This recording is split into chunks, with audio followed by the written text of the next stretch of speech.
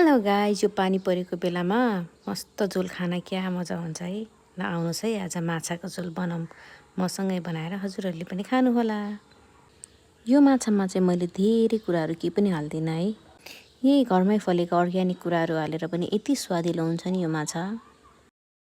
ल अब सुरु गरौँ है त। यसमा चाहिँ सुरुमा मैले तोरीको तेल हालेँ अनि अलिकति मेथी दाना फुराइदिएँ र प्याज भुट्न राखिदिएँ।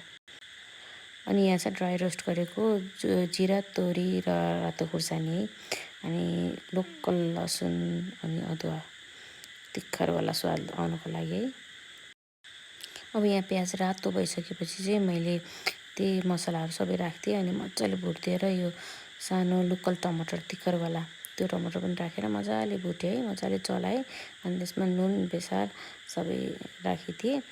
अनि म चाहिँ पिरो चाहिँ अलिकति कम गरेको छु किनकि मेरो बच्चाले पनि खाने भएर। अनि यसमा चाहिँ मैले यो थाई कोरिएन्डर के बन्दनिया भन्छ नि, घरमा थियो भने त्यो पनि राख्थेँ, मिठो हुन्छ भनेर। अनि चुकमेलो पनि राखेर मजाले चलाइदिएँ। अनि मसला कस्तो मिठो बास्ना आइरहेको थियो कि त्यहाँपछि मैले पानी उमालेको थियो, त्यो पानी राखिदिएर मजाले पाक्न त्यो झोललाई।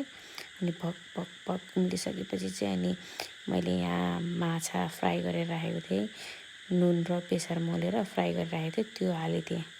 फ्राई गरेर राखेको चाहिँ मिठो हुन्छ नि त, त्यो राखेर छोपेर राख्थेँ। अनि यो प्याज नै पग्लिने गरी उम्लिएर पाकिसकेपछि मात्र मैले निकालेँ है।